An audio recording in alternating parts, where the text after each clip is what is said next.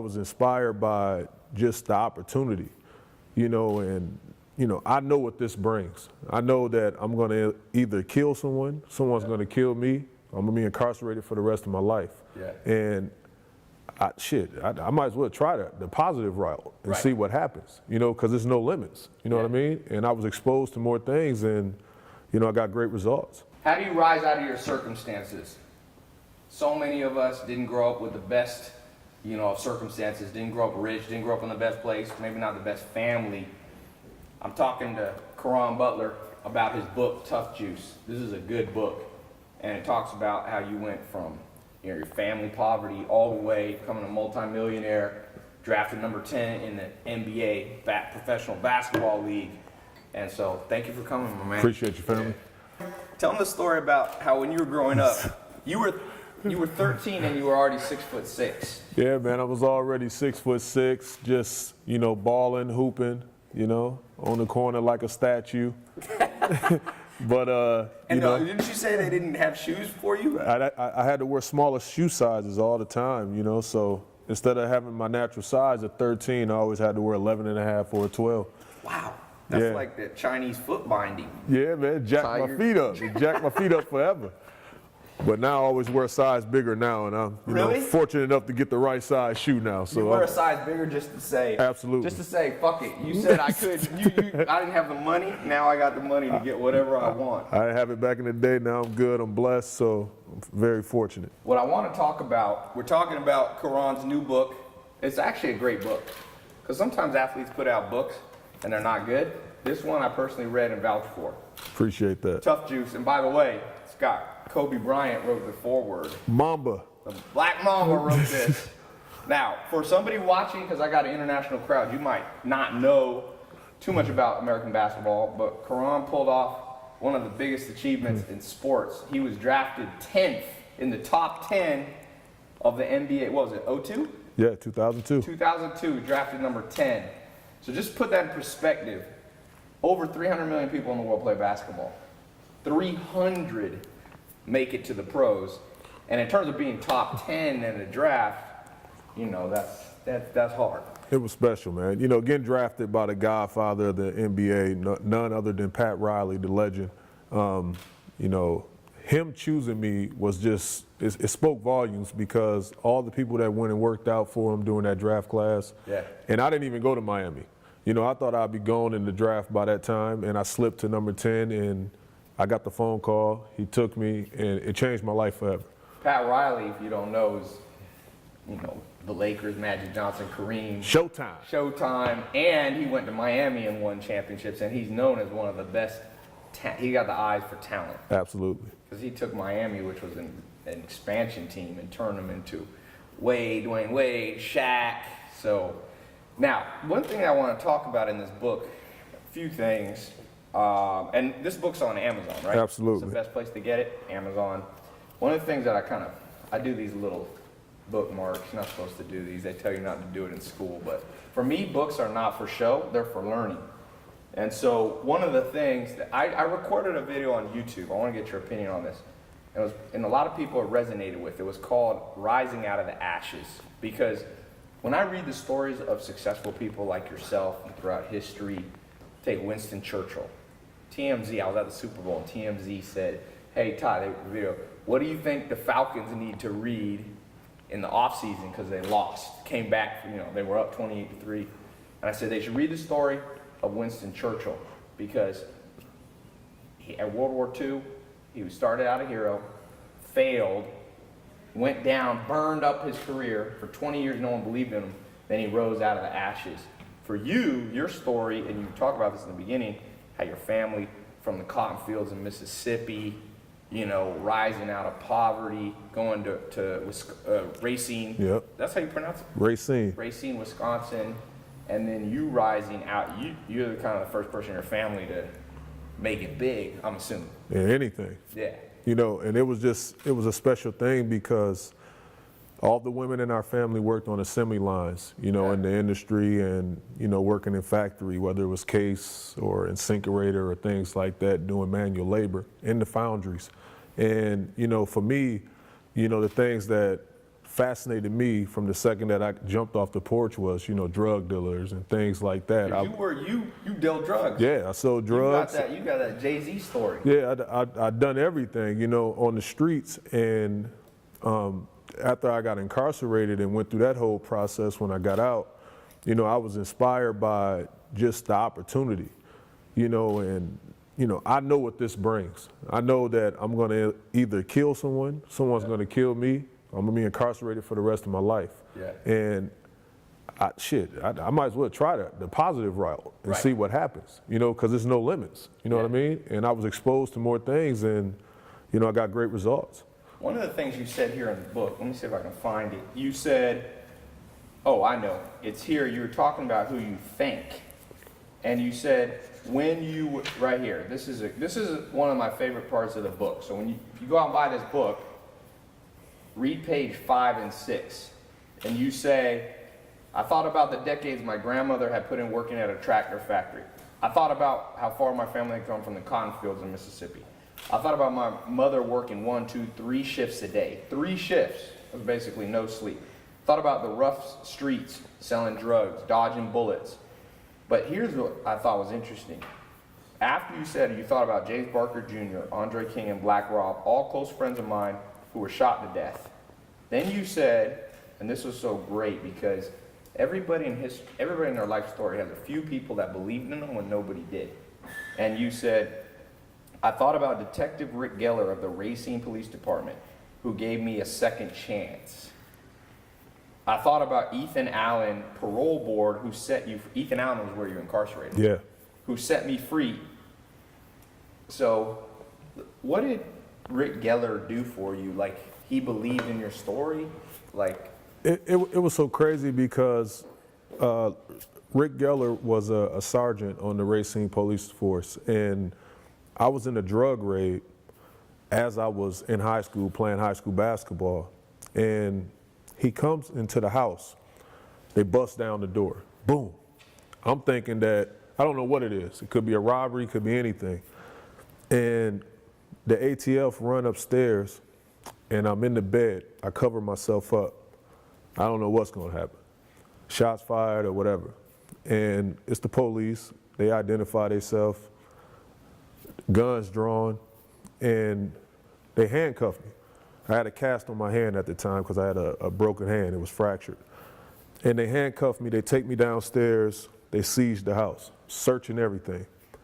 And Rick Geller is the head detective on the case. They said, we got what we got. Bingo, we got the jackpot. They come back up with a little bit over 1.5 ounces of crack cocaine. And I'm sitting there, I'm like, damn. With my priors, with everything, my mind just racing because I know I'm facing 10 to 15 years in prison. And as I'm sitting there, Rick, they said, we got him, book him, like take him to the paddy wagon. I don't think it's his. huh. So he gave you the benefit of the doubt. He just gave me the benefit of the doubt, and we had a conversation before he uncuffed me. He didn't know I was an athlete, Yeah. didn't know anything like that, but he just showed me favor. It was the weirdest thing because I've been in cars where someone flee the scene, and we sat there, and none of the stuff is ours, but because whoever fled the scene, everybody go to jail for what the situation is. And for them in this situation to have something and not charge They me. had something. Yeah, had But you more know than what? something. That's what America's supposed to be founded on, is that you're innocent till proven guilty. And there's so many people rotting away in prison. My dad, when I was born, similar story, when my mom says, Ty, when I was pregnant with you, the FBI kicked the door down, put my dad in prison. My dad's from Harlem. That's why I was born in LA. He got put in an island prison called Terminal Island off LA in Long Beach. And there's so many people, though, rotting in prisons because of the system that they grew up in. Poverty creates crime, period. Rich people or people who have enough, they don't really, I've been to Sweden, Norway, the richest country in the world. There's very little crime. So you can just blame the people committing the crime, selling drugs, but that's oversimplifying. You have to look at the bigger problem, and you have to, it's justice, but also mercy. So this guy had mercy on you, and look how you turned, how you turned out professional, and he could have just ended that, but he had mercy, and that's the lesson for all of us to remember. Sometimes you got to have justice, but sometimes you have to give the benefit of the doubt and have mercy. I still, to this day, I still can't believe it. We talk on a daily. Really? Yeah, still to this day. He's part of the project that we're doing, going forward with the biopic. And, I've taken him on the book tour, went to the White House, Champions of Change. Yeah. Just rallying communities together, talking about the relationship between grassroots and community. Yeah. Because I had that.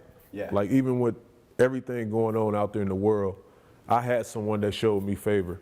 So I had to say that, with all the bad, it's some good cops out there, some good people out there. I used to feel the same way. Yeah. I was arrested 11 to 12 times easy.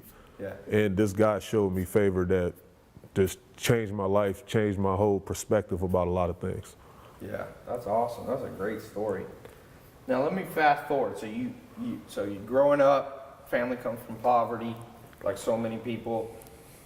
You get this mercy from this police officer, and some things transpire. You're drafted number 10 in the NBA draft 2002. Tell us best memory. You're there in the NBA. Who are some icons playing around you? You're this rookie.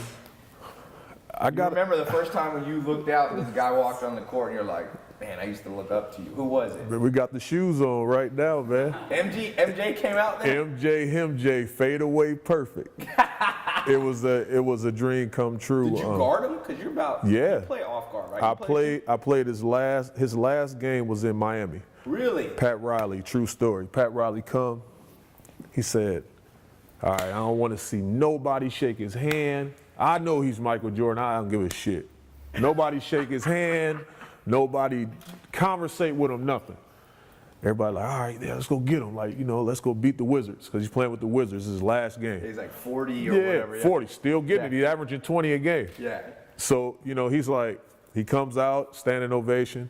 And before the game start, before tip-off, Pat Riley said, hold up. Before the game start, I just want to let everybody know, Michael, you're the greatest. And he raises his number in the rafters at the Miami Airline Arenas. So he even though he never played in Miami, so he got his number retired in Miami. That sounds good. Never been done in professional sports history. Another team retire your number. Team. That's why Obama said at that dinner, he said, Michael Jordan's so good that all they said, they can use him to compare to anything. It's like, you're the Michael Jordan of swimming. You're the Michael Jordan of business. Now he was the Michael Jordan of Miami, but he never played in Miami. Never played, but he's the greatest. Did you guard him? The whole time. He scored 20 points on me in the first quarter. Really? At the age of 40. Wait, how old were you? I was every bit of 20. Did he talk any crap to you? Yeah, of course. You're going to be good one day. Wait, you got a Snapchat this. Don't save. You don't need to. Just no, he's you're going to be good one day. You're going to be good one day. You're going to be good one day. That is classic. I can see. You never played against Larry Bird, but Larry never Bird played against Larry. That. We have Zach in here somewhere. Or did Zach actually? Let me get. Zach's there. We say Zach looks like Larry Bird's uncle. Roll a little camera on there, Zach. And he favors Larry Legend. Larry Legend right there. You can close that. Press the app twice, close it, and delete it. Okay. So what did Michael Jordan say to you as a rookie? What crap did he talk? Man, he was just like too slow, and every time I do something. What did he say? He said that one. He said, "You'll be great one day." You'll be great one day, young fella. After he's 40 years old. Wait, let me get that one time. And he's kicking me right here. What did Jordan say to you? You'll be great one day, young fella. You'll be great one day. I gotta remember that line. That's the way to talk shit on the court. You'll be good one day. Special, man. Pooh! We're talking about Jordan. We got Pooh Richardson here. He plays the basketball. He's a little bit ahead. What year did you retire, Pooh? 2000. Yeah, so he came in 02. Right. Pooh, what's going on? What up, bro? It's good, family. How you fam? How you good? See. Everything's all right? Yes, sir. We got two lottery picks right here. Hey, but I gotta throw in my story. So here's my story about being drafted number 10. All right, because I got a story. It's not as good as this, but I grew up playing basketball in the projects. You can't let people tell their war stories without you telling yours. So I moved to North Carolina when I was 13. Never picked up a basketball. Played soccer out here. We moved next door to projects. So our house, the bus stop was in the project. So I remember going to basketball court for the first time. I got there early. I don't know why. Everybody played basketball. I remember picking that ball up and being like, this is a hard sport. But I went crazy. I started playing 8-10 hours a day. That was at 13. So 15, I went to one of the biggest high schools in Raleigh. You know, it's basketball country, North Carolina. John Wall League, Stackhouse, Jordan, all of them come from Michael Jordan from this league. So I go JV. I get on the JV team at this big inner city school. Biggest one is about 95% black. Me, I was the only Spanish guy there, and like 100 white kids. And then the coach came to me. This is my story. Make sure you get this. This is like being drafted. The varsity coach came to me and said, I'm putting you on varsity. And I was only a sophomore. This went on to win state championship. So I got a little story. Hey, it's not like 10 in the draft. It's this good of a story. That's a special feeling right there. Hey, and then our first game, Jerry Stackhouse came out, and I was like, wait a second, they have a man on their team. They got a grown man came and dunked in you got a technical, you're not allowed to dunk in the warm up, but he came in there to intimidate. He played at Kingston. Jerry Stackhouse was good in high school. He was a problem.